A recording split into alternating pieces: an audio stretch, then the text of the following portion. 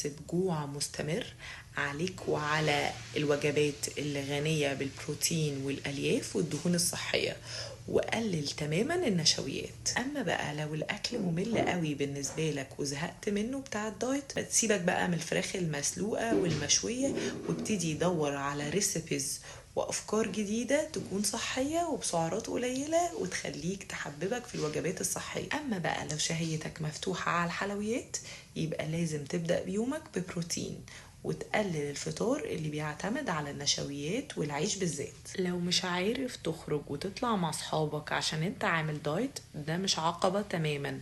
هنحاول ندور على نفس الأماكن اللي بناكل فيها، بس هنختار بدل ما ناكل بأطباق كبيرة هناكل في أطباق صغيرة. بدل ما ناكل حاجات فيها نشويات عالية ممكن ناكل سالد، ممكن ناكل فراخ مشوية جنب الأكل.